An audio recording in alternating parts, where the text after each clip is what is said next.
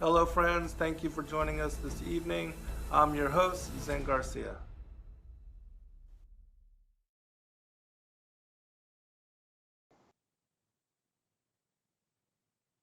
Bertrand Russell said, I believe that owning to men's folly, a world government will only be established by force and will therefore be at first cruel and despotic. Welcome, friends. I'm your host, Zen Garcia. This is Momentary Zen here on Revolution Radio, and I thank all of you for joining us this evening. It is our All Things Esoteric show. I'm joined by Erin Moffett. Erin, are you there, sister?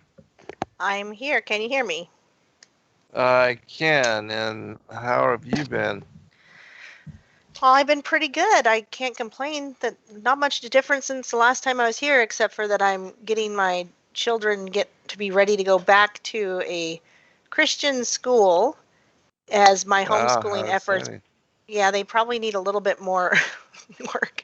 So, it's a very small Christian school, and so today we spent some time there doing some testing and just to see that I didn't totally screw up for this year of homeschool. So, if you pray for me, if you think of it. Right on. Yeah, we'll do so. And for all the kids and families, across America, especially with just the radicalization of the education system and how they are now, forcing, even though vaccines are not, they're not mandatory. They don't tell parents that, of course, and then they try to scare you and force you into uh, getting all the vaccines and getting your immunization records up to date and up to par with the whole agenda of what's going on. They never inform or educate anybody on the exemptions that do exist. They ignore them and act like they don't. And so um, now they even want to be able to medicate your child or help them if they decide that they, in some manner, want to go the route of transgender or whatever, that they'll do all that and help out quietly without parents even knowing, and it's really crazy what's going on into the school. And then if parents find out and are against the agenda, then they'll take kids or try to take the kids from them. It's just really crazy times that we're living in. But yeah, I do pray for the world, and at least there's a somewhat of a return to normality. It's only a matter of time, I think, to really see kind of the results of what's going on with all this of vaccination and um, that even after they started immunizing people in the UK, we had this sudden new strain, and they're calling for new vaccine to combat this new strain that just happened to pop on the scene. But anyways, not the topic of discussion this evening. So, but you did want to go into dreams, which is one of my most favorite topics, and so we will talk about that and go into that. But anything on current events and what's going on in the world that you'd like to highlight before doing so? Well, and I will mention it, even though if it's off topic, I will mention that I am putting my kids in a school that is, like I said, really small and very Christian. In fact, they do the Abeka program that I've been doing, and so I don't believe I'll see it going that way as soon as. Um, yeah, I hate to say that they did wear masks, but as soon as the mask mandate dropped, they stopped wearing them. Whereas people are still wearing them all over the That's place. But good. so I think it's a good choice, but I continue to pray about it. If it's the wrong choice, we still have time to turn it around. But as far as current events, in some ways, Zen, I don't like to look at what's going on some days because it just I is don't so blame you. frustrating.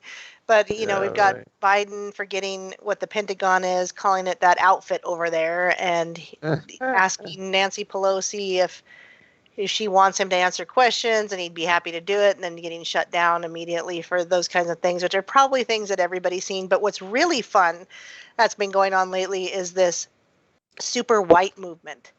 And or not super white, excuse me, super straight, which it could be super white could be like another takeoff of that. But the super straight movement is gaining force on Twitter, saying that it's if you go against them, you're not you're I guess gender biased against their choices, or the what do you call it, gender bias or whatever, sexual, I guess it would be your sexuality choice. And they're saying we're super straight, we're not just straight, we're super straight, and we are defined by liking the opposite sex and all this stuff, and it's just enraging the left. So I think it's been kind of funny that it's made such waves on Twitter that people are getting angry. They call it hateful and needs to be stopped right now, but it's making a lot of waves, and people are really sticking to it, all because of some 16-year-old, I don't know, 16 or 17-year-old kid decided he wanted to identify as super straight. And unfortunately, his own they've been, threatening his own mom with death threats and things like that, because this is how these groups react. But I thought I'd throw that out there if anyone didn't know. There is a super straight movement, and I'm glad it's gaining. Attention. I think it's a good idea that we push back against a system that wants us to be forced to believe in their identities and their sexualities, but we can't have our own. Yeah, it's so crazy to me that somebody has to declare themselves as, like heterosexual or the normal. I guess things are just so weird. These are such weird times, but Yeah. it is what it is, Um, but what else have you been up to, or looking into, or researching, or studying now that spring is coming? Are you into gardening at all? Are you Yes. doing any of that? Yeah, that's good. Yes, I just did today. I went and got the stuff I need to start growing indoors. So last year was the first year I gardened by myself, like nobody's help, just me doing it. And I did straw bales, and it worked very well. It just really, I mean, people were wondering what I was doing at first, because for several weeks I was just watering straw bales with nothing in it to get it to compost. Yeah, And so you right, put some you put some fertilizer in there, and you water it for a few weeks, and it starts to compost on the inside. And then you can do seeds if you have a long enough season, but I didn't. So I went and got plants. And uh-huh. I mean, I had strawberries, I had squash, I had different tomato plants, I had cabbage and basil, and um oh gosh, I'll think of something. Oh, I had cucumbers, and it just went like crazy. So what I learned is that I put everything too close together, for one, and I learned the straw bales are really good for this. And so I have some ideas that maybe put up a pallet next to my straw bales for the vine stuff, so that they have the vine type things can grow up the pallet this time. Like, just get a pallet and set it against the wall Mhm. near my straw bales, and all the vine stuff can go up there, because the vines were kind of trying to find a place to go, and they were just going along the fence and getting kind of caught up in that. So anyway, lesson learned this year, I'm going to, because the season is so short, a lot of my tomatoes were not ready to be harvested, and the few that I got were so delicious that I tried to pluck them and let them turn red inside, but didn't really work out that well. So I looked into a bit more. So this year I'm going to try to start growing inside first, and then I'll move it outside and Yes, try yes. it at the right times, and we'll see how it goes. Right on. Right on. Yeah, even my son. He's doing that now, and has the seedlings all working on the inside, and then we'll move them out and get them into the ground as it warms up, and as there's no risk of frost, because there's probably still going to be one more cold sometime, Hmm. next I think couple so. weeks or whatever. Yeah. especially here in Montana. We're really not supposed to Right. plant outside until May.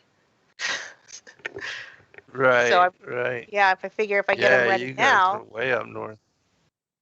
right? So if I feel like if I get them ready now, I mean, I don't know if it's any different. I didn't buy seeds. I didn't do seeds last year. I bought plants that were already growing, so I don't know that it's going to make a big difference or not.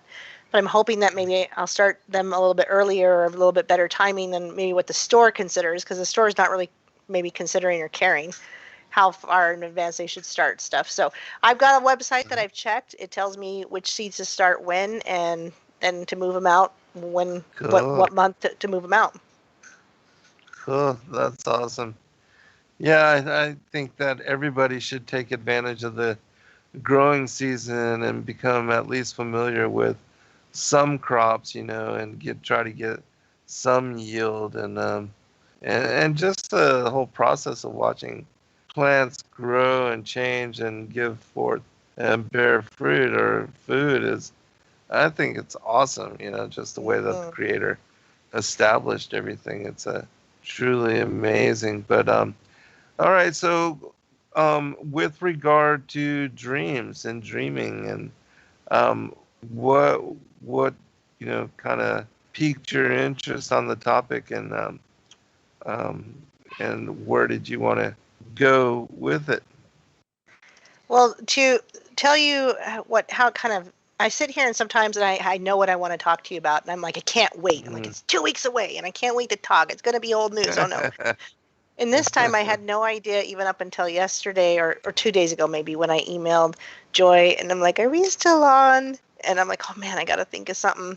But I prayed about it and I wasn't worried. So somebody sent my friend MPC, who he calls himself MPC, he comes on my channel every Friday and we do what's called the Solomon Report, which is a lot of scriptural stuff, a lot of what's going on in the world right now scripturally, looking at the signs of the times. And he dropped the video for this new series called The Stand. Now, The Stand is not new.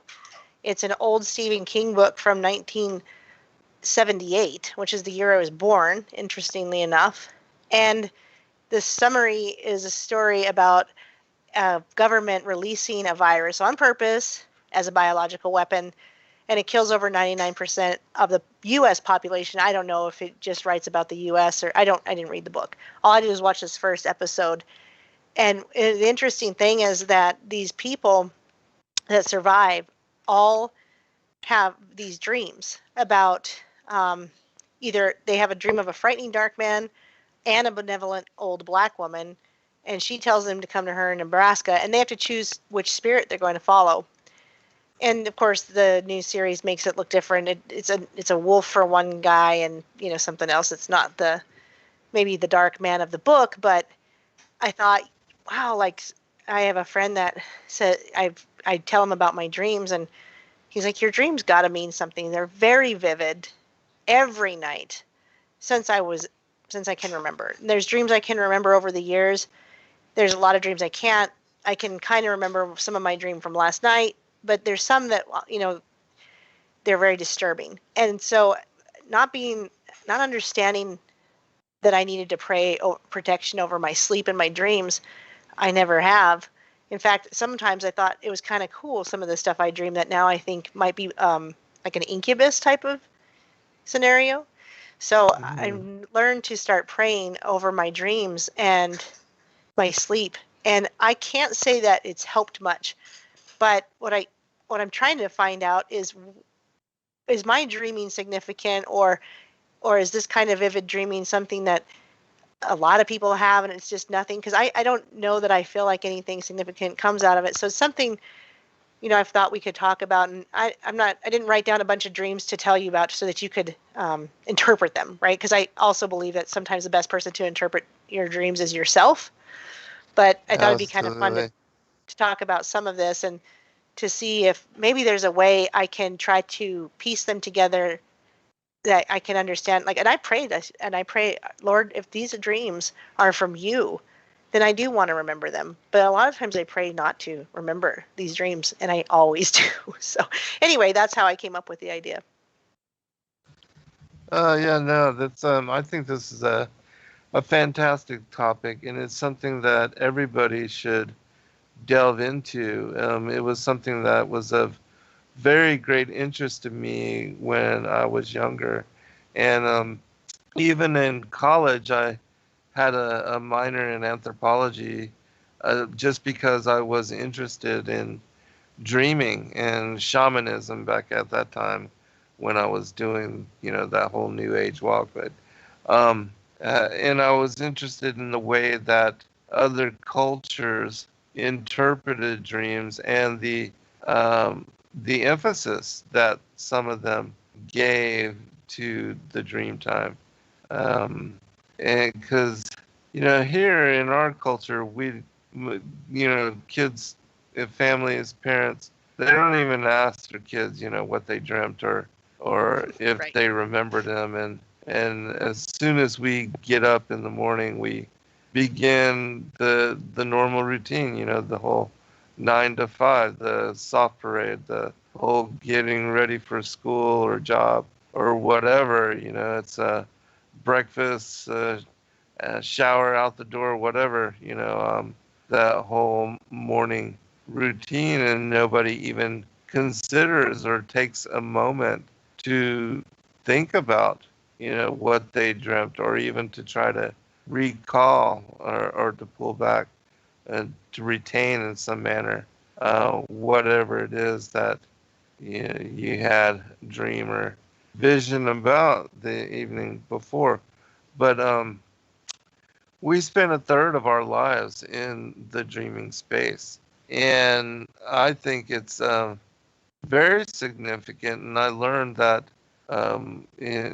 during college and reading a lot of these anthropological journals and studying about the different cultures and the shamans and the medicine people of the different tribes and regions around the world, that a lot of them, put whole emphasis on dreaming.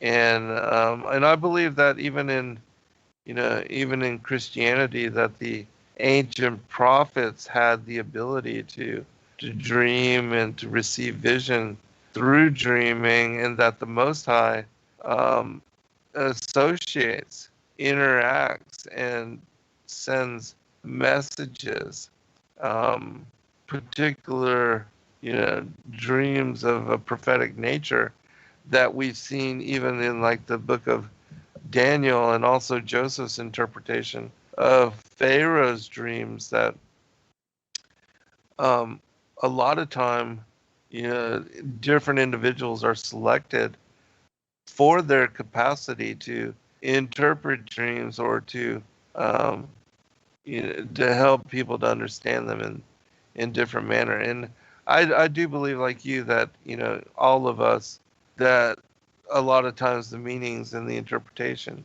will be um, personal, and that we should try to decipher a dream, or to make sense of it, rather than just you know looking to somebody else uh, for that kind of interpretation. But I do think that there are books on dreaming that have just the way that symbolism is suggested, and how in the dreamtime space you know certain symbols or certain metaphors or whatever, that they mean a certain thing, and that this has been, I guess, defined over years, and of people, whoever has kept tabs on dreaming and the interest in looking at and studying about dreams. But another thing, that when I was younger, and one of the whole book series that was very impactful on my life was the Carlos Castaneda series, and it was about uh, a ethnobotanist, a UCLA graduate, who going down to Mexico, befriends this older Mexican Indian who happened to, he learned later to be a Nagal, which was a man of knowledge. And he befriended this individual, and then all of a sudden found himself in an apprenticeship. And he wrote a series of books that spanned, well, I guess 10 years or so. But he was in these different books. He talked about his learning from this particular individual, this medicine man, about there were two things that um, Don Juan kind of taught him. And one was, both of them were on consciousness and how to heighten one's consciousness and to become aware, and then to place one's focus completely on the moment, which is, in like the study of Buddhism or whatever they would call that, Zen, where you like are completely focused on the moment, and like when you're breathing in and out, you place your focus on the act of the breathing and trying to quiet your mind and to try to stop what is called the internal dialogue. And Don Juan also talked about this as well. And he also talked about the importance of not doing, which is, the opposite of doing, when you're in a state of just rest or being at ease, that it's important to have balance, whereas in our culture, we have an emphasis on going, going, going, going. And then, the only time a person rests is when they fall out at night and, go to sleep, because they've just been going all day long and are completely expended, But he talked about the importance of having balance, the way that nature also, spring, summer, fall, and winter, and how even the day is divided into light and night. And that is during the night that the body has the natural movement of sleep and dreams, and that the body heals itself through rest. And it's during that rest that we have a natural shift in consciousness, where our spirits, the witness, that immortal aspect of ourself that lives in this flesh and that uses our bodies as a vehicle through this lifetime, this walk, this journey through, this lifetime, and living here in this world, in this fallen world, this fallen state of being. But anyways, there's a natural shift where the spirit is freed from the ties and freed from just the connection to the body, and is able to get outside of it, is able to leave it, able to go on naturally to dreaming. And this is like of course it's part of the way that the Most High has established our natural rhythms. And so every night we do go into sleep and dreams, and during the sleep is very important for a person in not only reinvigorating and regaining one's strength, and that really deep rest is healing for the body and the spirit, the soul, and is beneficial.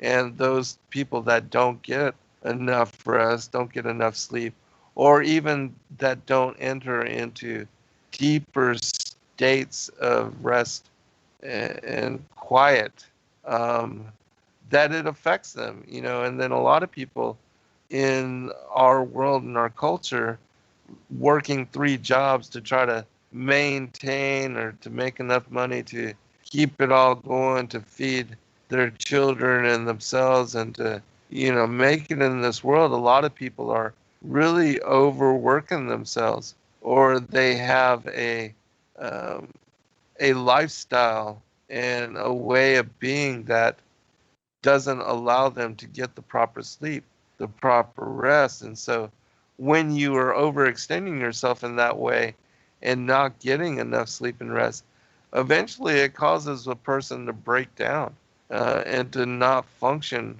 correctly. And I think that this is a really big thing in our culture where we go, go, go, go, go, and most people are, again, working 2, 3 jobs, whatever, multiple commitments, and never have time to even, get fully rested. It's like they lay down and they're having to wake up and they feel like they are not even, properly rested. And so I think that causes a lot of mental illness and a lot of mental instability amongst people and, our culture. And so just maintaining a healthy balance and sleeping well and reaching deep levels of REM state sleep and entering the dreams, I think is again, something that is beneficial. But let me stop here. I'll get you to comment before we move on, because there's a lot of other things I want to bring up in connection to this topic. But Okay, so I was going to tell you that it's neat that we do actually talk about dreams in my family, and that starts from when I was a kid. And I that's awesome. kind of laugh because my dad, I'd wake up in the morning and I'd go, "You want to know what I dreamed last night?" And he was like, "Oh gosh," and I kind of get it because it's like it's really hard for anyone else to possibly imagine your dream, but they're so vivid that I would want to tell him, and so I tend to kind of carry that on, and I'll tell my kids, and I'll say, "Gosh, you want to know what I dreamed last night?" And I'll tell them, and now one of them especially will say, "You want to know what I dreamed?" And she tells me, I was wondering, I don't think I have recurring dreams because I don't have. My dreams are so vivid. I think if they were recurring, I would know it. And somebody mentioned that they had a son that had some kind of dreams, and then had a um, invisible friend that they called Shadow Bob. And I was thinking, I have these really, really clear dreams, but I don't have any sensitivity in the waking hours to spirits at all. Like, I mean, I've stayed in haunted houses, haunted hotels, and I have nothing. Like, I just don't feel anything. I don't see anything. I don't hear anything. And I've never had that kind of sensitivity where I feel spiritual presences in my life, in my waking. And I didn't know if you might have anything to say on that. But I do have control. A lot of people will read books on how to control their dreams. And that's something I already know how to do in a way that I don't want to read it. Now, a lot of those are New Age books, and you have to be really careful. But for me, it's not that I have to control a dream or want to make the dream my own, as much as if it gets bad enough, and I have some bad ones, that I can change it, or I can realize that I'm in a dream and it's not real, and I'm very relieved by it. And I may wake up, or I may just change the environment into something I do want. Especially if I have dreams about my children. I've had dreams about them being abducted. I've had like, you want to talk about horror movie, I've had horrific, bloody, gory nightmares. And I don't wake up. People talk about night terrors. I don't think it's like that. I don't wake up in a sweat. But sometimes I'll wake up and I feel anxious and I need to take a minute. And sometimes I feel that way just about a regular dream that's not scary. And I'll wake up and I'll feel like I don't want to think about this dream because it's so realistic. It's like my weirdest dreams are the most realistic ones, where that seems like it really just happened. I can feel things. Everything's in color. I can feel pain. I can feel heat. I can feel cold. I mean, if I'm driving a car, what's one of the funniest, I guess I do have some recurring things. One of the funniest things that recurs is I can't get a car to stop. Hitting the brakes and the car will not stop. And it's Oh like just, wow. and it's going slow too. And it's like just slowly, it's like I'm hitting the brakes, but it's just like slowly stopping and it just won't all the way stop.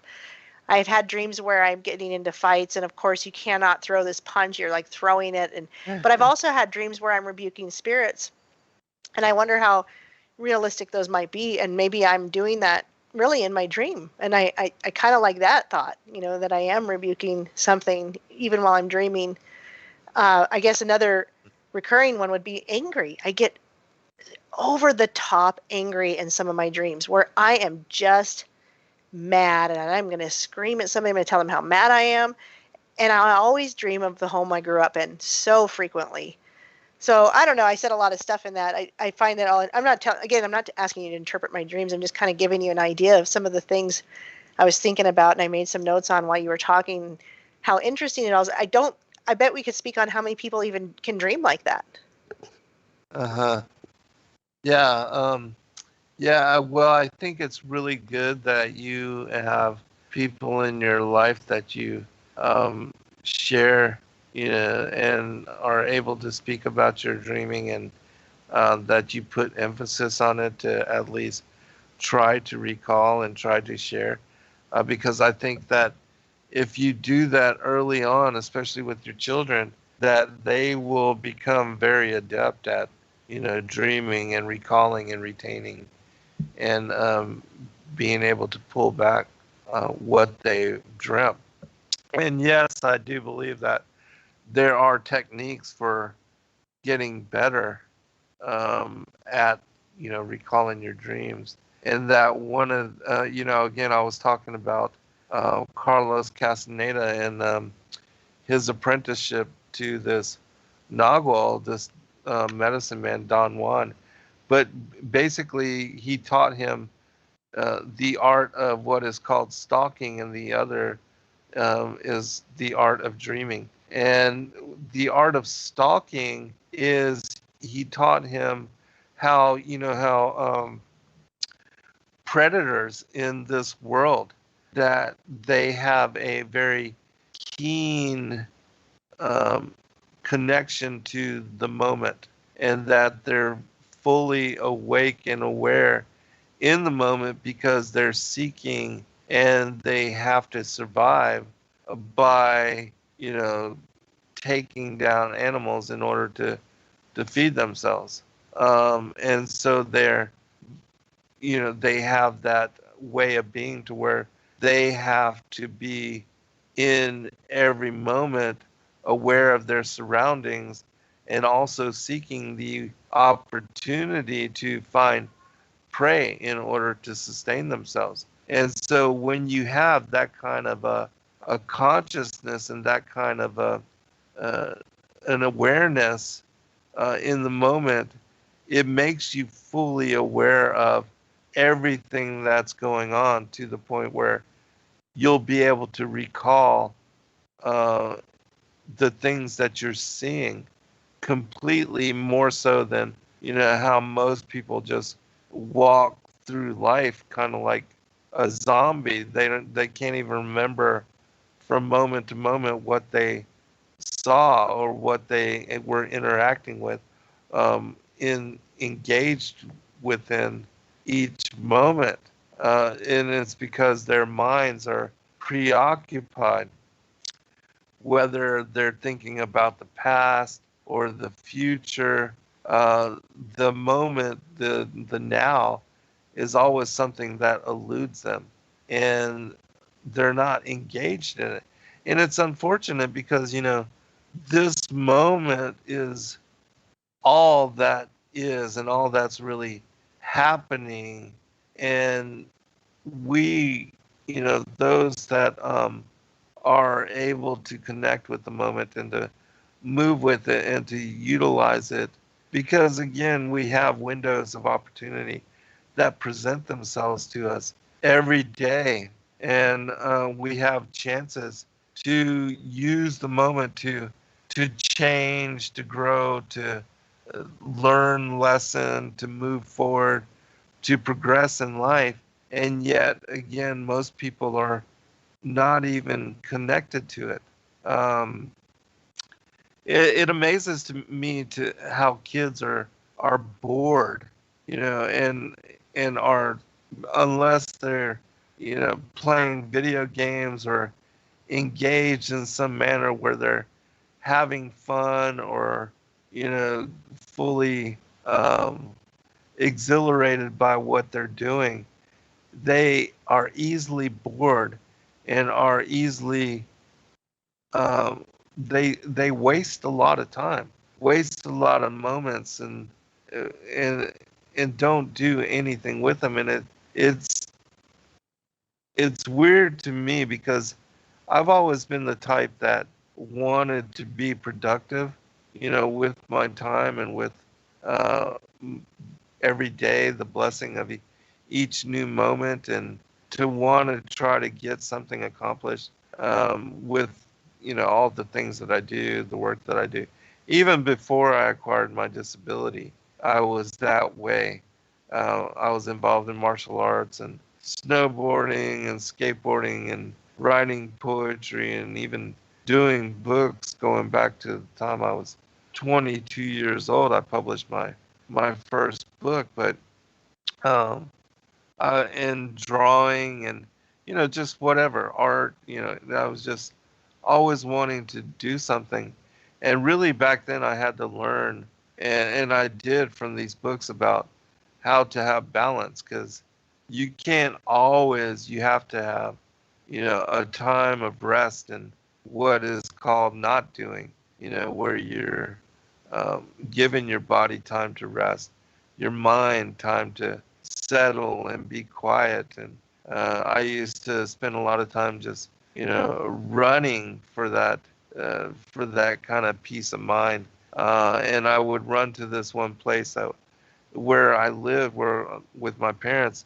It was the highest point in the county, and I would run there and watch the sunsets every night, and I would write poems while the sun was setting. And so that was a way for me to kind of unwind and to enjoy being connected to the creation and to be part of the everything, the great mystery of everything. But kids, don't do that anymore. They don't have that connection and don't seek it out, and it's so sad to me. They you could have the most beautiful sunset or a full moon rise happening, and they'll simply not even pay any attention to it, not even give it any thought, just because they have no interest in it and they find no beauty in it. And yet, to me, the sunsets and full moon rises, the opposite of sunset, those kind of things are the most beautiful, like movies that anybody could ever watch. And it's just part of the creation, the natural unfolding of how God has established twilight, and the transition of night and day and night. And it's a beautiful thing. Especially all the colors, and if you have clouds and the way that the skies turn pastel, and especially if you have really pink and vivacious pastel colors involved with the sunset. But yet, again, kids have no interest in sunsets or watching them. And I've always just had a, connection to twilight and sunsets and sunrises. And those particular times, they're, beautiful moments, miraculous moments of unfolding every day that, God gifts us. Um, but yet, most of the world, again, has no connections. Same thing with dreaming. Um, and so, anyways, what I was talking about with the idea of stalking and having a predator's mind is to be conscious and aware, and to learn how to um, bring your consciousness into the moment and to connect with it, and to not get caught up in the past or the future, where you're worrying about this or worrying about that, but to really be with the moment, because really the moment is all that is happening, is all that's really going on. I read a book called Be Here Now by a guy named Ram Dass a long time ago. He was the guy that used to run around with Timothy Leary.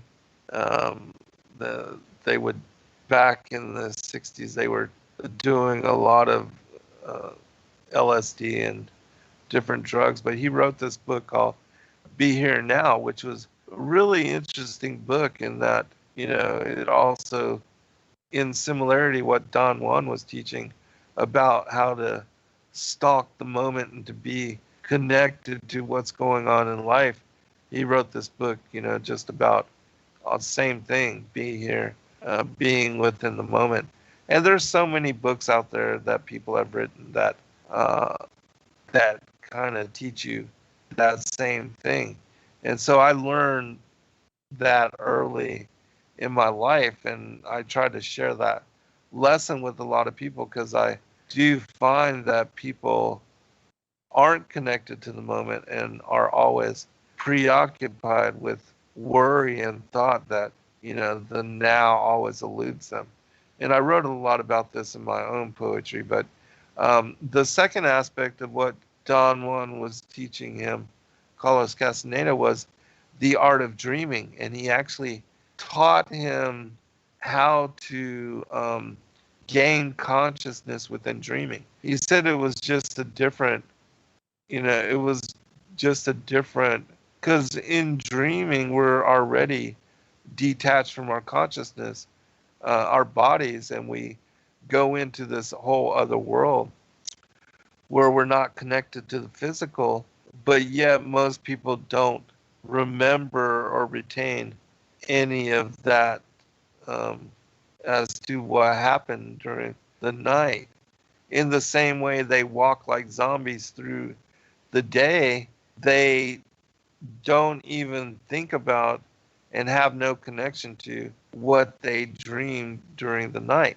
And so he taught Carlos Castaneda how to be conscious in the day and also in night during his dreams. And he taught him, there's a book that was part of the series called The Art of Dreaming. And in The Art of Dreaming, he taught him how to be connected to his dreams, to become lucid and conscious during his dreaming, and also how to retain, to hold on to the dream once you wake up. And this is something that I learned to do when I was younger as well. And I'm still a lucid dreamer even now.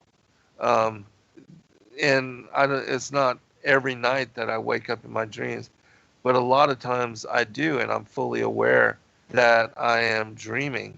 And it's exhilarating. Like the first times when I was younger, back in my 20s, and I first started to become awake and aware in my dreams, one of the things that I was trying to learn how to do was to fly around in my dreams. And Yeah. when I first, yeah, when I first started to wake up, I would like flap my arms like a chicken because I thought that was the way to fly. But I quickly learned that you don't flap your arms. That has nothing to do with, being able to fly in your dreams. You have to will yourself. You have to use your mind, and you will yourself forward or in direction. And that's the way the dreaming works, is that it is based on your will and your intent, and also with even creating the dream time reality. A lot of that is based on your will and also what you had seen or interacted with or experienced during the day, which is another reason why, I tell people, especially people that dream and have a lot of nightmarish dreams, or that go through stress in their dreaming. a lot of people watch horror movies, and horror movies really affect you negatively. They're And traumatic. they also, yeah, they're traumatic, and they affect your dreaming, and they cause you to stress, and you'll carry that over into your dreaming. And so that's why I personally never watch horror movies. Um, I don't open myself to that kind of experience, or to have that as part of my life and being, because it truly does affect you. Even my son, his mother used to love watching horror movies, and growing up watching horror movies, it affected him. He had sleep paralysis. He had where he was afraid um, to even, to fall asleep, and it traumatized him to where he was not able to rest and not able to get good sleep and restful sleep, and was always thinking about, the boogeyman under the bed, or the shadow being that's going to come out of the closet, these kind of things. And I do believe without a doubt that the spiritual world overlaps this one that we are in, and that there are forces here with us. Just like Paul says, there, we wrestle not against flesh and blood, but powers, principalities, rulers of darkness, spiritual wickedness in high places. And so I do believe without a doubt that Legion is here, and that we are not able to see these particular demonic entities, these kind of beings, but without a doubt, they are waiting for people to open the door to their engagement.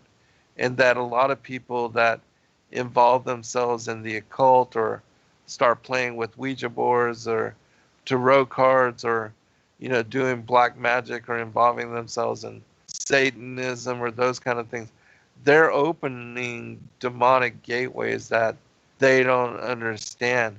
And as soon as they do, the spirits that have been waiting on the other side, they come rushing into your life, and they're waiting to haunt you, and they're waiting to engage with you.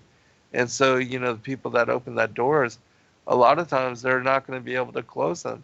And because they did open those doors, um, they then are going to, have experiences and start to see things, shadow beings, or, have interactions with specters or ghostly uh, apparitions, or those kind of things. And so that's why people have to really be careful with what they do, and the things that, especially if they think the occult is fun. And a lot of kids nowadays, they'll have a party where they break out the Ouija board, and all of them are, they think it's fun to play with it and to see what happens, but they have no idea as to what they are inviting into their lives, and how that will affect them, not just from that moment forward, but they could have interactions with demonic entities uh, forever, all throughout their life, just because of something they did in their early childhood, where they thought it would be fun to go and try to call up ghosts, or to uh, speak with demons um, through Ouija boards. And so, very, and I think a lot of people are influenced even in their adulthood because of things that they did innocently as early use, so. But let me give you a chance to comment before we get to break. We are Right. about 6 minutes out. Okay. Yeah, I won't probably take too long. But you talked about retaining the dream. That I used to try to do. I had a book that my mom bought me to write my dreams in, because I would tell my dad my dreams all the time. So she's like, here's a book, write them down. And I realized it was so much writing. It was so much, because I don't just remember one dream. I remember multiple dreams. But that's Yeah. that could be something that might be worthwhile, because as I've said, I've prayed for why. Like, are my dreams vivid for a reason, or can I make them geared more towards the Lord and in a focused way, not just in a, okay, Lord, hope if I have a dream tonight, it's from you. Maybe more a focused way, like how can I retain these dreams that are definitely from you, and pray more on that. Uh-huh. I do not, to this day, dream about anybody in a mask yet. And I don't know about you, and you can comment if you want in a minute, but I'm surprised. I have found that interesting that I'm not dreaming about people being in masks, not once yet. We're a year into this. So my dreams do not involve anyone. It's just normal. And I'm not even looking around going, why isn't anyone wearing masks? So that's been an interesting thing that I've noticed, that I haven't, with as much as it seems like a lot of things that I deal with kind of come into my dream somewhat. You can tell, like you might have done something that day and that's kind of involved in your dream, or your friends that you hang out with the most are involved in your dreams, or like me, my family, and being mad at them. I mean, I used to have a lot of anger, so I'm not really surprised that anger comes up in my dreams. It's kind of interesting. But a lot of people talk about prophetic dreams. And I wanted to just mention that for the last couple of minutes that we have, that I could probably get a lot of interest on my YouTube channel with the dreams that I have. I mean, they are so interesting. And I've had dreams that you could think were prophetic. And one in particular that I'll never forget was that I was running across a field, and this was before I had children, but I was running across a field, everybody's running for cover, and bombs were being just hitting everywhere, left and right. And I sought shelter in some kind of brick building. And I was Catholic at the time, so this makes sense. But I could have easily gone and been like, this is prophetic. And the Pope John Paul appeared to me, and he said, be not afraid. Like in my dream, he appeared to me and said, be not afraid. And I felt at peace. So two things about that. One is, in this midst of the world ending dream, somebody appeared to me and told me to not be afraid, and I wasn't.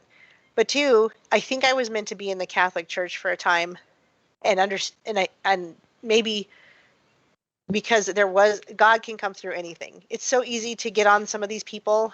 I understand, like it's so easy to look at Ravi Zacharias and everything that's coming out and say, well, then we should throw away everything he ever said. And yet I do believe that Jesus found me even in the Catholic Church, and I found him, and I answered a call that was different now than it was then, but it was the start. And so for whatever reason, Pope John Paul appearing to me and telling me to not be afraid worked and gave me peace in a very tumultuous dream. And it's easy to laugh about because they see, dreams, they're just dreams, but they're so realistic to some of us, you guys. They're so tangible. Like you can feel, I felt cuts in my dreams. I felt heat, like something burns, or I feel like if I'm cold, Right. which is, some of that's you're cold because your covers fall off. I get it. But, but it's just interesting to have those, to know that a lot of people don't have that in their dreams. And so anyway, I think about prophetic dreams, and we should be, I wish more people would be so careful when they share those, because I could probably blow up on YouTube just with the dreams that I have. They're just absolutely so interesting if I would write them all down and try to retain them, like you said. But I don't think they're always from the Lord telling me to remember these dreams or to tell anybody else, right? I think they're just, I don't know yet. I'm trying to, we can maybe pray more about that. If anyone in the chat or yourself thinks of it, we can pray, like, are these dreams supposed to come together and connect more, make more sense for me in my life, or am I just a really vivid dreamer and they don't mean anything? And that's kind of where I'm sitting. What do they, I mean, I've been killed in dreams, and there was no pain. I just kind of like lights out and then I wake up. So you don't always die if you're killed in your dreams. There's that. It's I could go on and on and on, but we're getting close to the break. So yeah, we're at break right now. So we'll pick it up on the other side, everybody. We'll be right back.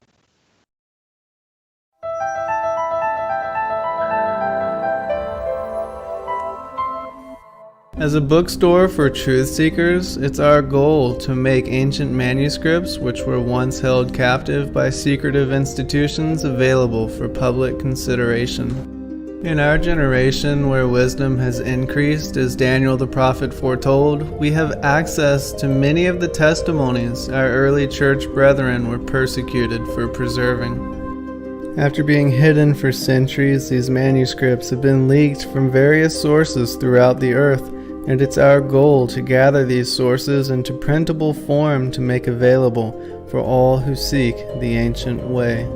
If you're looking to deepen your studies of the biblical narrative, find these ancient manuscripts and more at sacredwordpublishing.com. With commerce being monopolized by major corporations, we feel a responsibility to return to handmade goods and to support individuals in the community. Sacred Word Publishing wants to encourage truth seekers to support each other. And one of the best ways we can do that is through offering this centralized marketplace where everyone's homemade products can be easily accessed by our fellow members in the body of Christ. Would you be interested in offering your handcrafted items in our store? Email us at sacredwordpublishingllc@gmail.com. Support the truth-seeking community by going to www.swpmarket.com.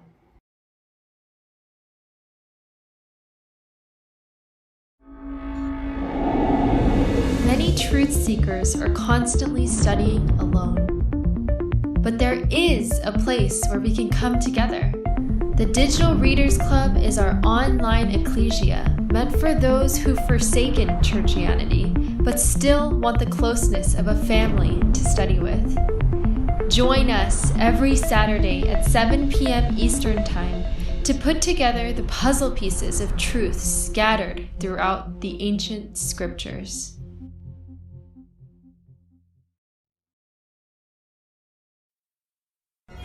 Every day, questions arise.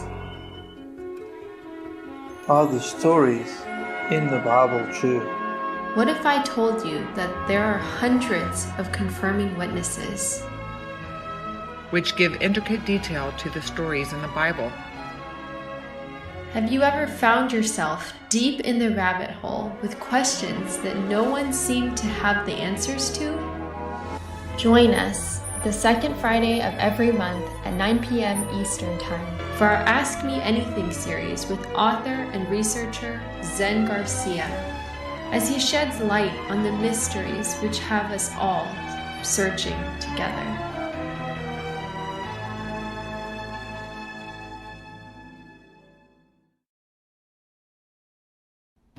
Your partnership with Sacred Word Publishing goes further than the publishing of ancient manuscripts and weekly video content. You also make a huge impact across the earth in orphanages in Myanmar, India, Uganda, and Kenya. Your support is crucial for the development of the ecclesia of real truth seekers. We thank you for joining us in hosting Secrets Revealed, Momentary Zen, the Digital Readers Club, Ask Me Anything series, and other shows that have helped lead so many to the truth of salvation. To become even more involved, please visit patreon.com/sacredwordpublishing, where you can partake in exclusive, interactive, patron-only content and help us continue shining the light of love in this darkened world.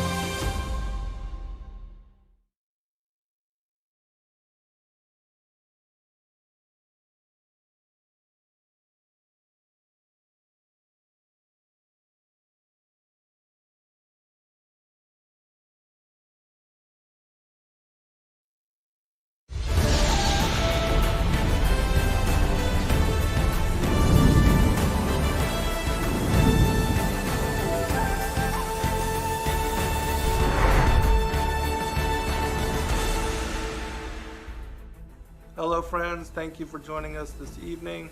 I'm your host, Zen Garcia.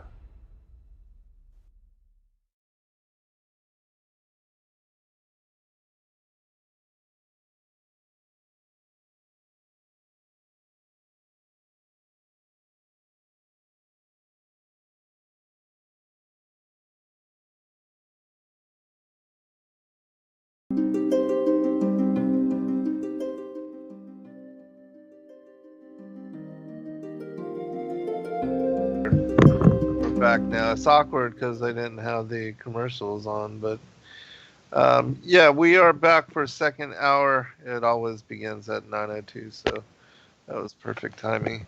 And I hope, just want to thank everybody again for joining us.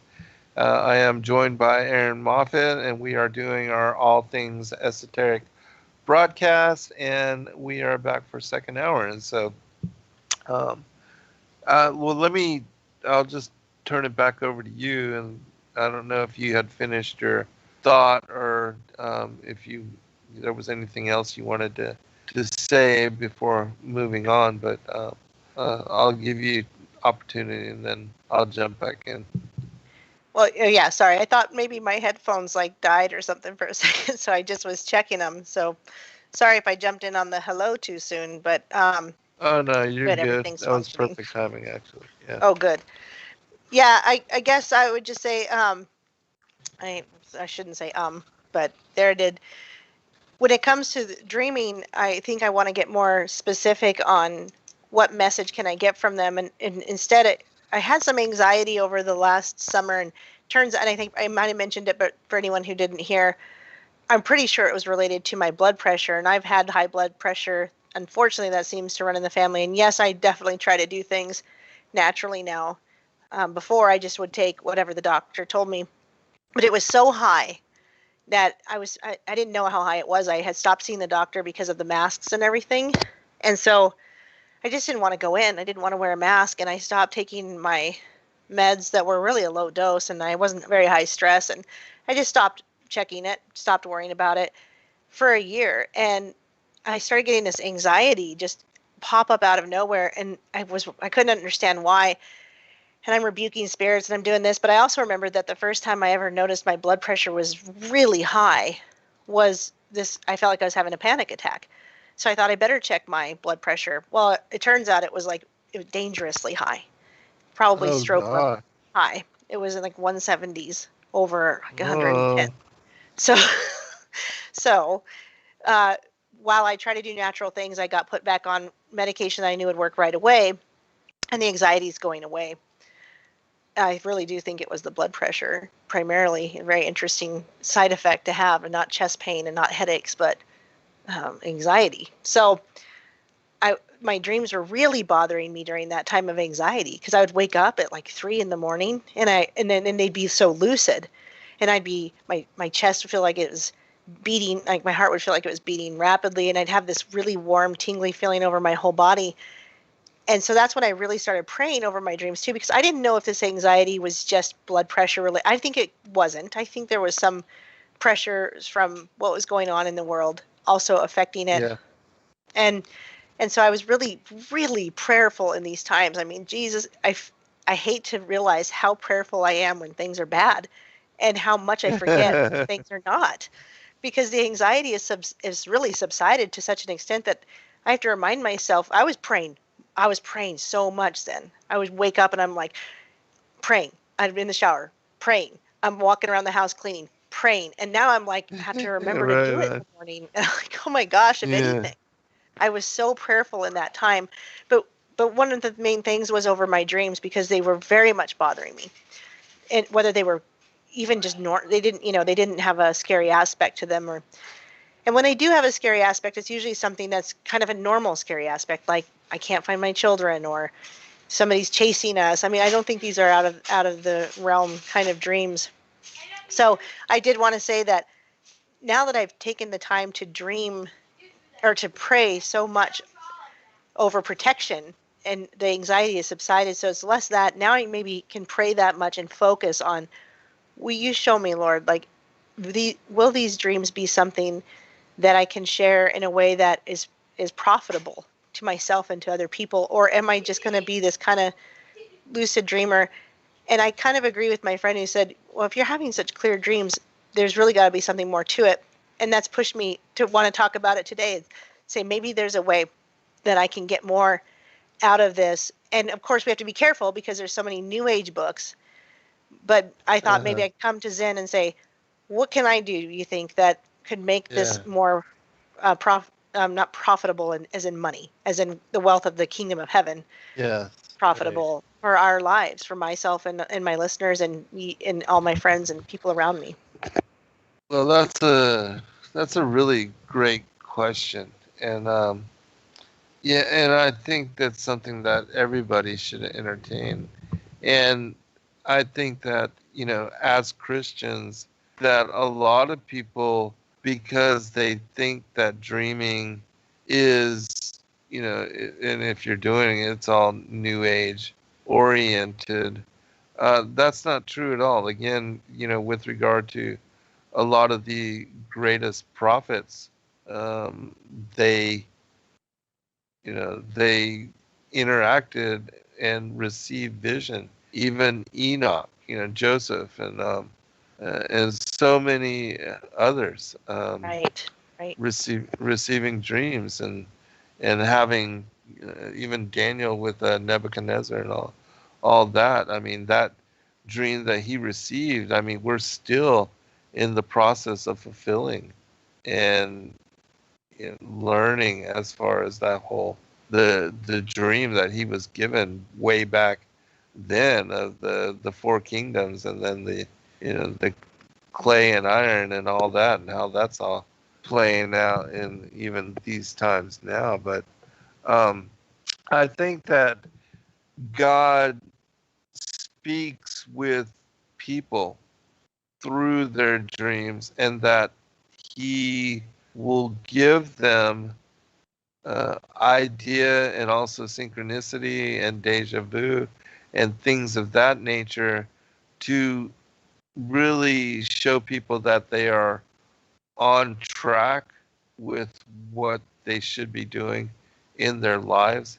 And I think that, that if we make important dreaming and the process of it, and also being able to receive and to retain, because if you don't remember your dreams and you have no connection to it, and you don't place any emphasis on it in the entirety of your life, well, how is God to communicate with you? How is Yah to communicate with you through your dreams if you're not even able to recall them? So I think it is important for people to tap and to regain the authority of that space as Christians, and as a medium for God to interact and to engage with us and to communicate with us in a way that um, we may not yet understand the importance and the relevance of, but that, again, certainly a lot of cultures, um, the first things they would do is when the people woke up, they would ask anybody if they had any significant dreams. And then the elders would come together and speak with those that did. And then if they deemed a dream important, so much so that, they would have dialogue and have a council over what that person had dreamt. And often it would be like, even if it was a hunt, or that they were to, that they were going to receive an animal in a certain part of the forest, or, in a certain part of the day, they would try to actualize that dream, to make it happen in the way that that dream was communicated to one of their tribespeople. And so dreams are very important to them. And because, again, a lot of times the creator gave them, presented animals to them, and would instruct them on where to receive them, um, through the dream. And so, the livelihood of the tribe and their ability to sustain themselves were often based upon, the dreams that certain members would have. And so things like that, and again, they would engage all the members of the tribe, ask them if anybody had any particular significant dream.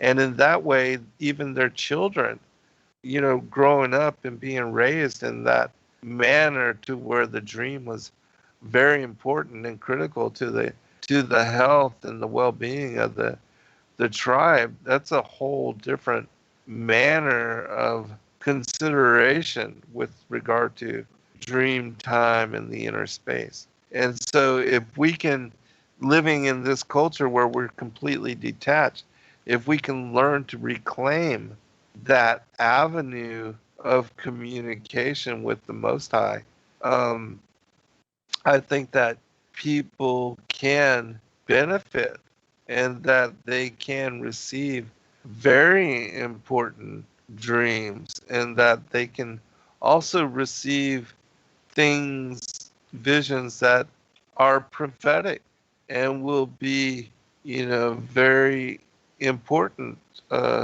in their lives. They may even dream about people that they will meet that will be significant in their, lives. Or, I mean, you never know how God will utilize that space. And again, it's a natural part of our daily occurrence. We spend 1/3 of our lives in the dream time. And, because we have no emphasis, you every day, as soon as we wake up, we get going. We don't even consider, we don't even second guess or think about what it is that we dreamt in the night before. And like you, I used to, write down all my dreams.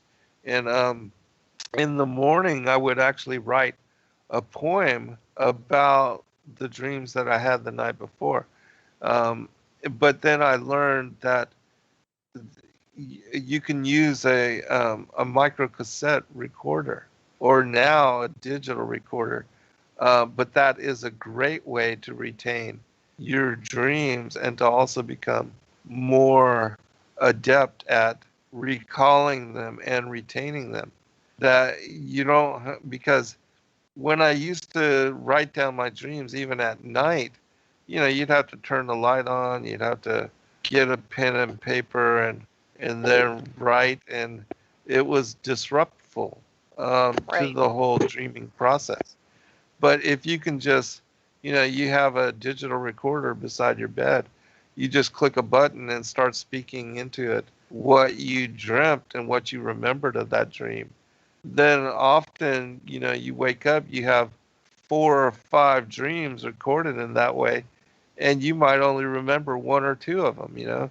And that's a great way to learn to become conscious and learn to recall your dreams and to also place importance on them.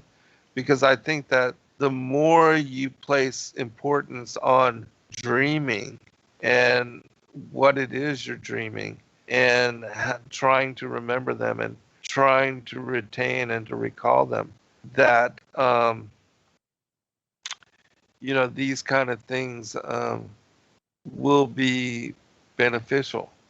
And not to sound too new agey, but there a long time ago, I used to keep Herkimer diamonds in my pillows, and these Herkimer diamonds are like a dreaming crystal, and they're supposed to help you to have retention or clarity or whatever. I forget exactly what it is, but I believe that stones and even like the way we use quartz crystals in our radios and in our TVs, crystals not only help to transmit signals, but they also receive them.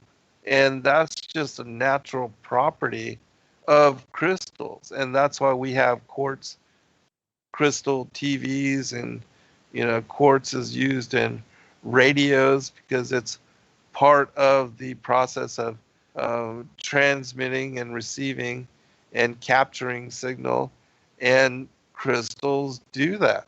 And so this is not something that is just made up. I mean, these are natural properties of stones. And so I do believe that stones have influence on different things. There's another stone called howlite that is supposed to help with dreaming retention. You know, and I'm not saying use these like in ritual or pray with them or anything like that, but I do believe that the creation that God established, that stones and things like that have an effect that we don't understand, and that God created the creation, even like, you know, how the different plants are medicinal. All of them are medicinal in some manner. We just don't understand their natural benefits and their medicinal properties. And yet everything can be used in some manner that can be beneficial, or, you know, there's some plants that are used and have poisonous properties and can be used to kill people.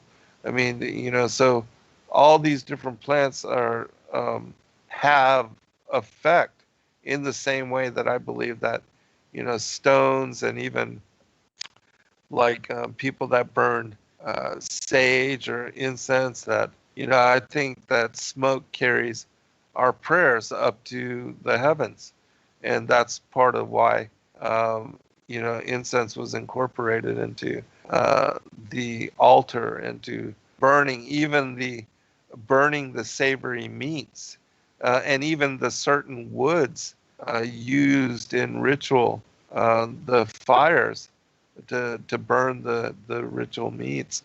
That is all carrying a savory smell up to the Most High, and that smoke does that. It carries, you know, prayers and also smells up to the throne of the Most High that sits on the center of the vaulted dome. But, you know, I'll give you a chance to answer, but I do think that all of us, you know, should better utilize dreaming, and that if we did so, it could benefit our spiritual lives and our direct communication with the Most High. Erin? I definitely would agree with that, because if there are people that say they want to learn how to control their dreams and they go down the wrong road, kind of like we mentioned with some of the New Age stuff, they'll start reading about that in down the wrong road, and I'll hear that and I'll be thinking, well, you can actually do that without having to go down in some New Age tactic. But you mentioned the crystals, and I wanted to mention that if anyone thinks, and nobody's saying this, I'm not worried about nobody's saying in the chat or anything, but just to put it out there that the New Age group or people, they hijack true things at Yes, work. right. So it's one thing to remember that just Absolutely. because the New Age group is saying use this crystal, use that crystal, it's got energy, they could be right. They're just using it for the wrong energies. And so it Uh-huh. doesn't make it demonic altogether. I mean, God made everything, and we know that the Bible does say Exactly. that uh, that He is a creator of it all. And so it Hmm. is easy for them to hijack, and then a lot of people can get really nervous. And I'll say I have to watch myself on this. It's very easy to get self-righteous and legalistic. Please know what that word means, my friends, because I've done it myself. It's very easy to say, okay, well, you know, you can't use this or you can't do that because the New Agers are doing it. Instead, we got to humble ourselves and pray about some of that stuff. And so, certainly, talking about the use of crystals and things like that is a New Age hijack.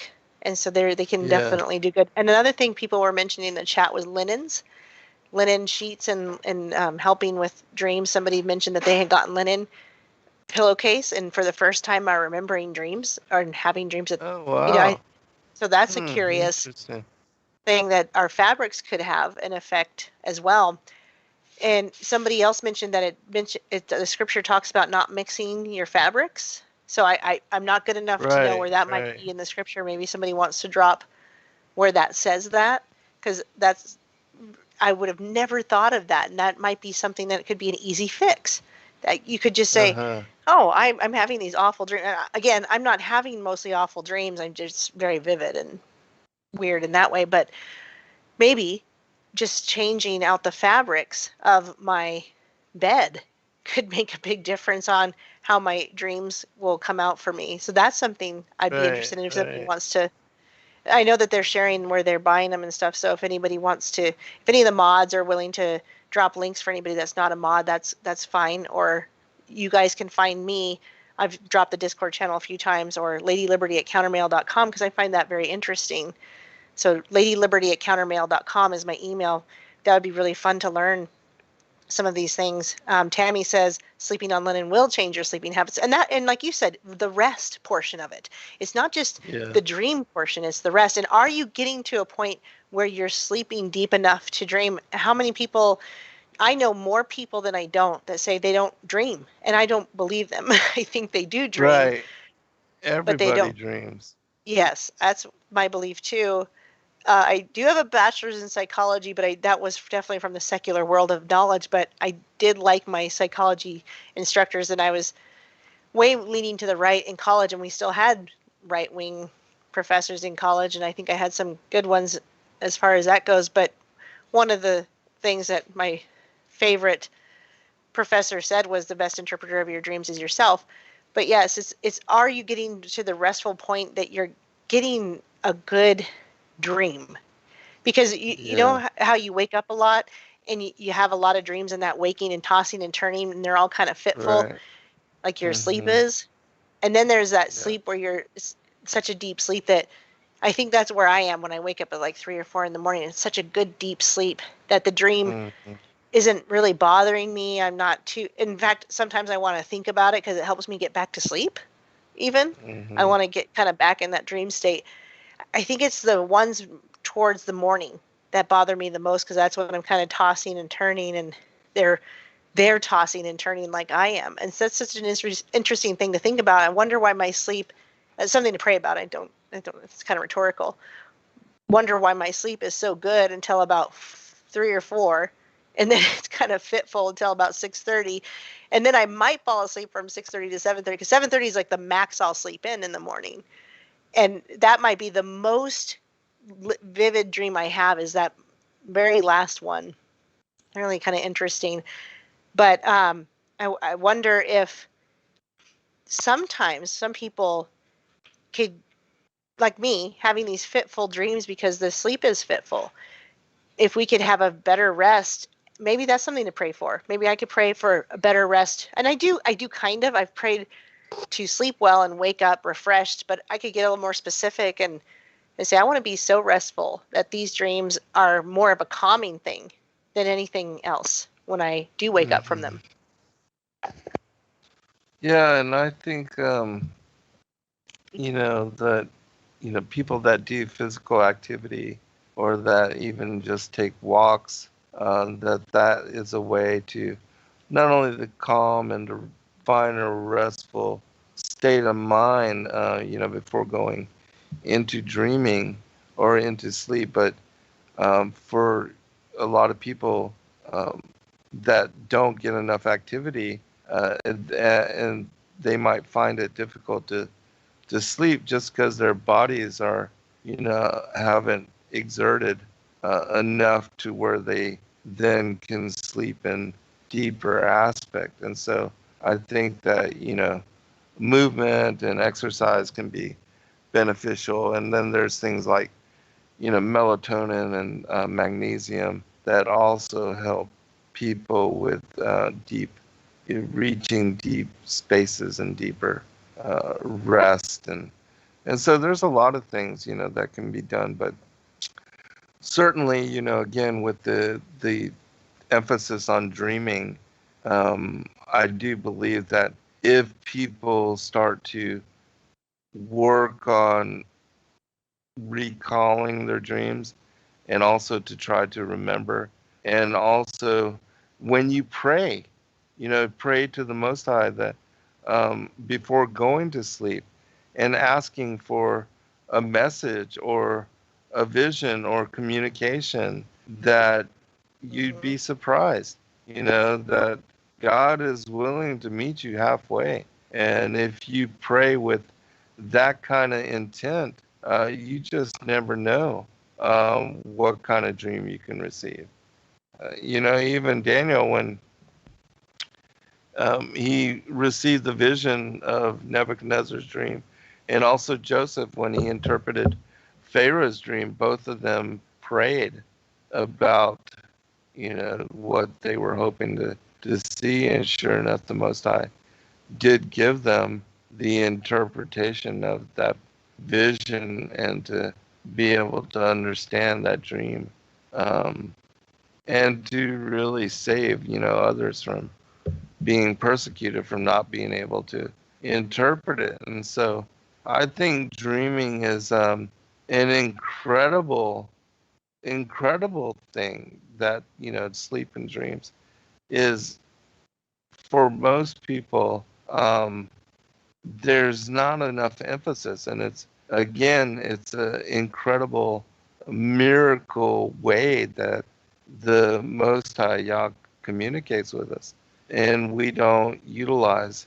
or understand or learn the language of that communication. And because of that, so many people say, oh, well, I don't dream. But the truth is, all of us dream. Every night when we lay down and our bodies go to rest and we reach a deep state, all of us are going into the dream time. Our bodies, our spirits are leaving our bodies and entering into that realm where spirit and where the Most High communicates with us and speaks with us. And we are shown, even things, the future or the past or whatever. We're shown things, and it's because we don't retain them. We don't recall them. We don't remember them. But we're all having these experiences without a doubt. Every night you are going into the dreaming world. And just because you don't remember doesn't mean it's not happening. Yeah, And I agree so with I that. think that, yeah. And so I think that if people want to learn more, about retaining your dreams, I had spoken about earlier about how when I first began to wake up in dreaming, I wanted to learn how to fly. And I would flap my arms like a chicken to try to do that. But, over time I learned that it was the focus of your intent and your will that would project you and that moves you in the dream time. But I also, when I first started waking up, when I would have total conscious, like the way that I am right now in, this dream where I'm doing this show with you, and, I'm in my house and I'm staring up into the ceiling or whatever, and looking at the room or whatever, um, and this is the dream that I'm having now. But waking up and being this conscious in dreaming, it used to excite me and also thrill me and scare me so much that I would lose the dream. I would come out of it. But I learned to, in the process of waking up in dreams, that you have to have the natural rhythm of continuing to breathe, and to breathe in a way to where you keep your body asleep. Otherwise, you come out of the dream. And so I learned how to sustain myself in the dreaming. And that's another thing that Don Juan talks about in this book, The Art of Dreaming. He teaches Carlos Castaneda that when you start to lose the dream, that you can look to your hands or your dreaming body, because that's the one thing that is permanent in the dream, is that you're going to have a dreaming body, and it will always be the same. And so you could learn to keep breathing naturally and deeply and restfully, so that you keep yourself in the dream while you are waking up in the dream, and that way you don't come out of it. And if you do start to lose it, you can look at your hands and then look back out into the dreaming world and back at your hands, or a different part of your dreaming body, and in this way you'll be able to sustain yourself in the dream. And this technique really does work, and I learned to do it and to utilize it to keep myself in the dream. And when I used to wake up in the dreaming, like I said, I used to have these flying dreams. I used to explore. I even tried to um, go to the moon one time, and I got so far away from the earth that it scared me, and I, woke up, ended up being back in my body. But there's a lot of things that I used to do consciously. And when you're in a dream and you're in a dream, I would like go down into the ocean. You could like walk through walls. I mean, the physical space is completely different. And so there's so many things you could do. You don't have to breathe, and you can breathe underwater. So, you can do all kind of, it's like having an adventure, being able to do whatever you want. But the most incredible thing that I did, and I learned to do this a long time after becoming conscious and dream, is that I would sit and pray. I learned when I woke up in my dreaming to sit and to pray to the Most High. And when I did that, I had really incredible spiritual encounters, and also, just spiritual insight and teaching and learning. And I think that's the greatest thing a person can do once you learn to become conscious and dreaming, is to sit down and to pray in your dream. And if you can do that, really incredible things can happen to you. The whole thing of communicating with the Most High, when you have that intent, you will definitely have that kind of experience, that kind of encounter. Erin. That's why I like that I've had a few dreams about rebuking spirits from people, because it seems interesting that who they are too when I'm doing it. Like it doesn't really matter to you guys, but to me, it's someone specific. And I'm thinking that's really interesting because that person has kind of gone a different route lately. And I wonder if my dream is telling me something, and I would see the person in my dream, and I would, in fact, I remember one dream specifically. It was a friend of mine, and we were at church in the church I used to go to with her, and she was being held down because she was overcome by demonic spirits, and I was rebuking and yelling in the name of Jesus in my dream. And if you've ever tried to yell in a dream, it can be hard because it seems like you're trying to yell and you can't. And I remember in that dream, I was able to yell. I was able to get that out. And I don't remember the other one. I know there was another one that was kind of significant, but it's not coming to me. But there's living reminders too. In fact, something you said reminded me of a dream I had about our show. You were talking about I could, be dreaming, and we're on the show, and I'm lying here looking at the ceiling or whatever. And you said exactly, just paraphrasing. But I had a dream that I had no topic for our show. We were like an hour into it, and I was like, well, I've got nothing else to talk about. And that's a very realistic dream, a very realistic worry that I would run out of things to say or run out of a topic or something like that. And I don't really worry, but it was a funny dream because I really was like in the dream. We were on the show, and I was like, well, that's it. I mean, we're an hour into this, and I've got nothing else. and I didn't remember that dream until you mentioned this could be like a dream, and it suddenly came back. And so that's kind of cool when we have living reminders, and that's something I bet we could get, that we'll get better at if we want to remember our dreams, if we get into the decision of trying to retain the dreams is sometimes we won't remember them, but then we'll see somebody or we'll hear something, and it will just spark that dream back into memory like it was never gone. So interesting how that happens. And it is so interesting too how I will dream about something like that, but I won't dream about my best friend, that I hang out with on a regular basis.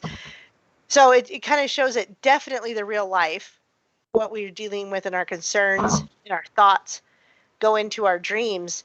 And so when you say you can get to a place where you're prayerful in them, or maybe like I was rebuking some spirits even, that can really, that's a game changer, because instead of bringing in the stress and the frustration of our life into a dream, we're now bringing in the goodness of our Lord and Savior into the dream and what he can do for us in our dream. And that, oh man, to be prayerful enough during the day that you would be prayerful in your sleep, in your dreams, that's my new goal, Zen.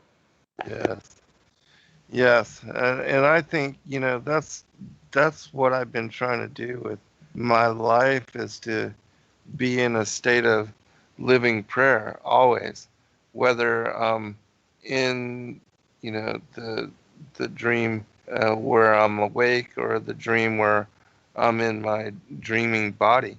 And I even, like, I used to be so good at being conscious that sometimes I could enter into the dream state, like make the transition consciously from just breathing and putting my body to sleep and watching, myself enter that space. And it is like you almost like tunneling, like when you have a near death experience and everybody says, you see this tunnel of light. That dreaming is often that same kind of thing. That it's like you're watching a film almost like your pineal gland or your third eye or whatever. That's where the dream begins and opens, and you fall into you leave into what is your third eye and that part of your mind, and that's where you enter into the dream. And when you're able to be conscious, and you can actually sometimes you can make that transition consciously and watch yourself slip on or fall into dreams, that's the way it happens. And I've had that happen to myself too, and that's a very interesting experience. But yeah, dreaming is like that.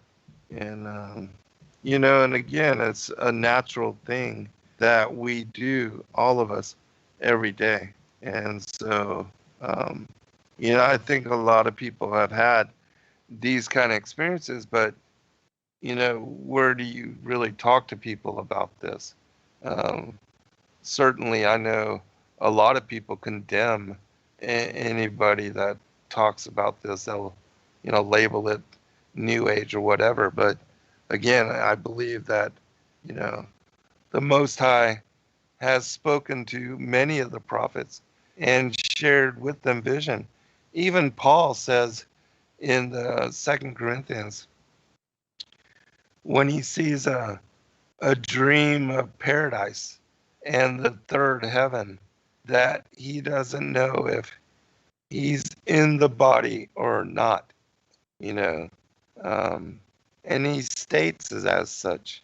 And so a lot of times when we receive vision or we receive dreams, it's hard to differentiate whether you are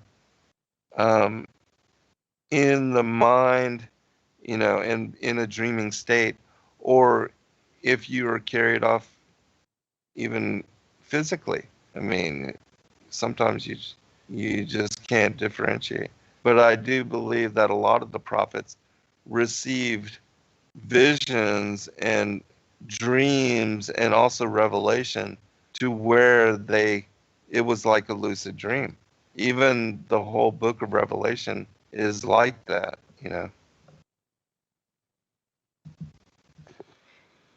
Are we back to me? Yes, we're Yeah, back to you. I would agree because when you look at the Bible is filled with amazing stories, as you already mentioned, and I know I'm just rehashing what you said, but just filled with amazing interpretations of dreams. Now, again, sometimes there could be someone, right, that could maybe interpret your dream. There could be, like with Daniel, how he interpreted, but Daniel was a man of God, and so I think if we're Mm, with the Lord, then again, we are the best person to interpret our dreams. And yeah, maybe they're not all that profound that way, but they could be. I think that's where we're trying right. to get to, a place where we can get these dreams to be profound and part of our purpose and walk in faith for the Lord. That we are Yeah, actually now obedient in our sleep, like you said, to be praying. That is such a new goal for me. That is a new goal that I want. And everybody's talking about the linen. I'm like, I've got two new goals: praying in my sleep, in my dreams, and maybe some linen pajamas. That's, I'm serious about it, and I think that is a way we can give him glory. And I'm so glad we talked yeah, about this, because I have been thinking about this and praying about this. I'm like, what is up with my dreams? Why are they bothering me, or why are they so vivid, or does it even matter? And maybe they haven't mattered up to now, but now we can find a way to focus in on that and say, yes, Lord, I'm ready to take a new step in my obedience and make my dreams part of my obedient step in your purpose for my life. yes, And how cool is that? and yes, Because right. then he will show us things like you were saying, which you've already said, but I'm going to Absolutely. reiterate. He will show us more even. And we can wake up. And Hmm. I know he's done this, because as little as this will sound, when I was in college, I moved back to my parents' house for a minute just because I was paying off some debt at the time. And I thought our colleges were connected in Bozeman, Montana and Billings, Montana. So if you went to one and you went to the other, you could still connect that grade point or whatever. So it was still the same college. Anyway, so I moved home for a semester, and I'm like, well, I don't know what to take here, and I kind of didn't take it seriously. So I was thinking that I'll just take some art or something. And then I had a dream that I should take these very specific courses, and I woke up the next day and changed my entire semester. And it was one of my best grades. I had some of the best grades of all my college years. So even little things like that, before I even knew the Lord, he was directing me. And I think that's probably the answer that I'm now getting from having this conversation with you, is these dreams can be directed to change my life in the current living situation I have, to show me even a better direction, because it's so easy to look for signs when you're awake. That's it's I say it's easy to look for it. I'm not saying you see them easily. I'm saying it's easy to think we're going to see them when we're awake. That's the only time. I think we don't think about it enough. We're not Right. looking for the signs in our sleep and in our dreams, and that is something this I'm excited now, like for it. Like I said, I've been kind of praying over my dreams, and like even praying not to remember them. I don't know if you recall, but I said that in the beginning of the show, and now I have a whole new thought process. I'm going to pray so differently, and think more consciously about how these dreams can do the can do the will of the Lord. And I'm excited about that, Zen. This is fun. Awesome.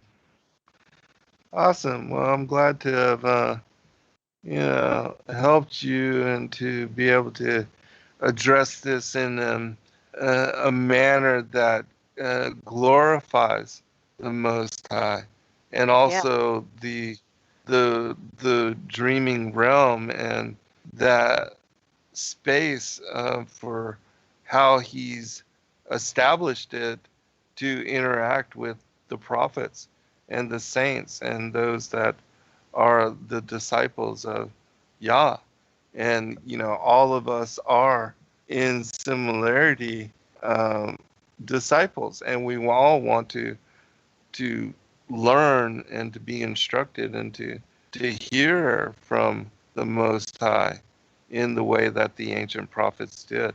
And Amen. so definitely I think this is the way to achieve and to receive.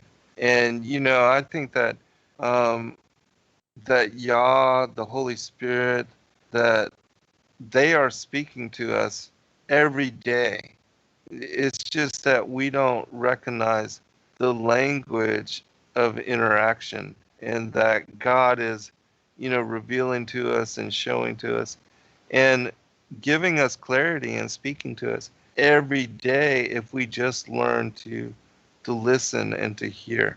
And I think that he uses the creation to share lesson and to provide confirming witness on things that we may be, thinking about, or running headlong into lesson over and over. That even just the natural world, he can use whatever, if we just learn to listen. The Carlos Castaneda called that how to, hear from the Creator through the natural world. He called it the knock of the Spirit, and that the Spirit will speak to us on all different levels in all different ways if we just recognize that God is, communicating with us in that kind of a language. We just have to learn to see it, learn to interpret it, learn to understand it, and learn to, recognize it in our lives. And that, because, I think we're having a really deep and personal and intimate relationship with Yah every day. It's just that most people don't recognize and ignore it. And because of that, they miss what's being said. And I think I'm going to even make it more important. I think it's fun that we've been sharing it for fun with my children, but I think I'm going to make it more important. Now I'm going to say, I want to know what you dreamt. I want to know. I'm not going to necessarily know what it means, but yeah, tell me the whole thing. And it kind of already is like that, but I'm going to just get a little bit more excited about it, because I've noticed that I've been a little tired with my children. I'm like, oh, okay, you tell me. And I think I need a little kick in the pants to get a little more excited about Right. some of the things they love to share, because I tell you, I just had one just turn 8, and I was thinking, man, I can't imagine not having these beautiful babies in my life. Yeah. And I need to be less tired and less frustrated with interruptions. And I've been here before where I was easily frustrated and tired, and I knew I had to change my attitude, and I can definitely do that again. And this is one of those things I can start with, very simple. Instead of, I'm glad that she already shares, but I would just be like, I want to know what you dreamed, and here's what I dreamed, and what do you think it means? Yeah. And here's what I Awesome. think Right it on. means. And Yeah. again, I did Very that so much cool. with my dad growing up, and it's kind of fun to share with him now. I'll tell him now, and I'm grateful my parents are both still alive, and they Yeah. remember this, and I Great. can share with him, hey, remember how I used to want to tell you my dreams every day, and so you guys bought me a book so I would write them down? Well, now we're doing that too with my girls, and maybe they Nice. don't always remember them, maybe they do, but it seems like they have pretty vivid dreams as well, by the way they describe them. So I Oh, think I yeah. may have Kids passed on do. a, yeah, okay, so maybe that's just natural for kids, and yeah, and you Oh, just it got to bring it is. out in them, Totally. huh? Yeah, that's a Right. good Yeah. thought. I don't know I, that it occurred to me. I thought maybe I just passed that yeah. on. Yeah. No, I think kids have a natural tendency to be connected to that. And it's adults that have lost that connection and have grown out of it.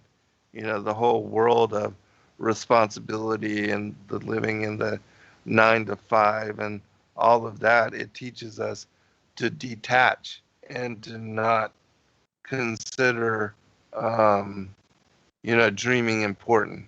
And it's it's because of that over the years we lose our sensitivity and our connection to dreaming and being able to remember and retain and to learn from the dreams that we have.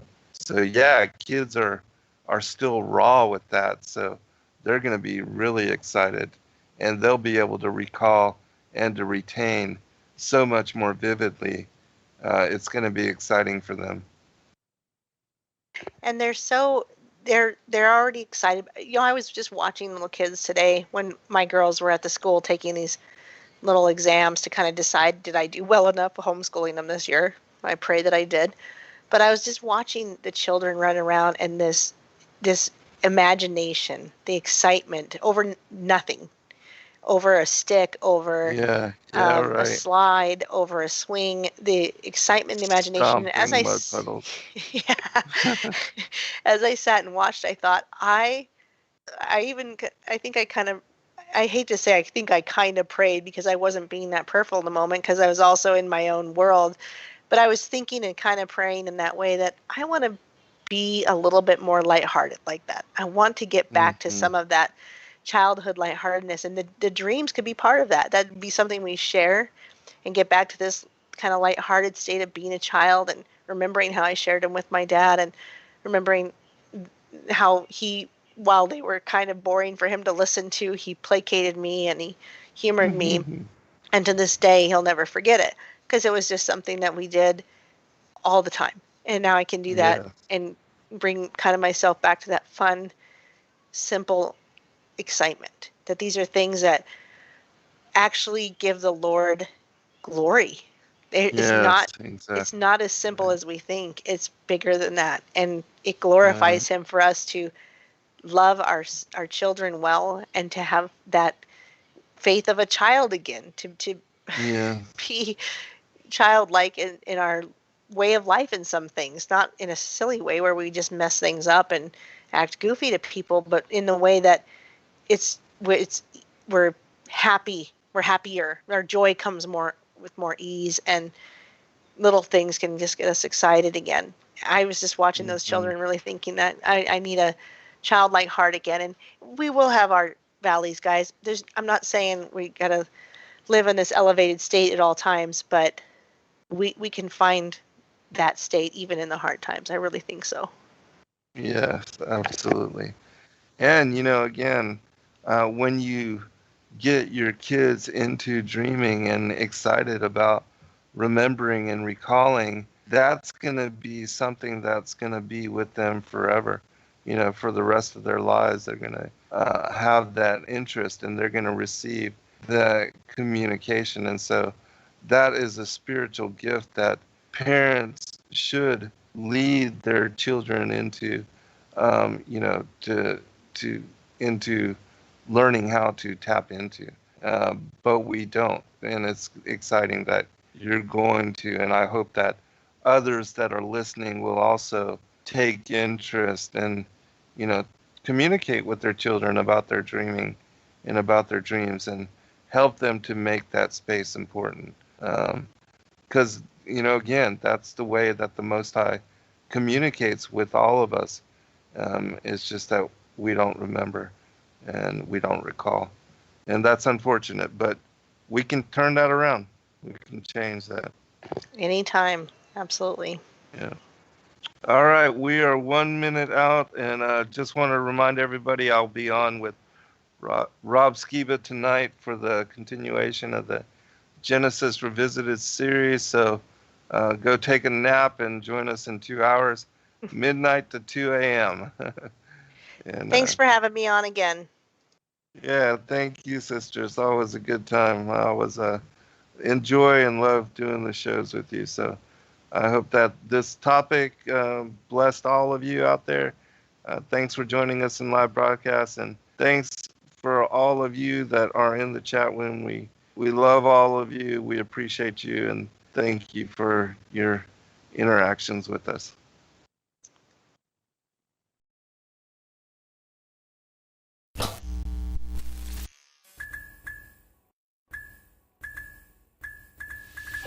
Thank you everybody for joining us for this video and this broadcast. We appreciate all of you and thank you for your patronage.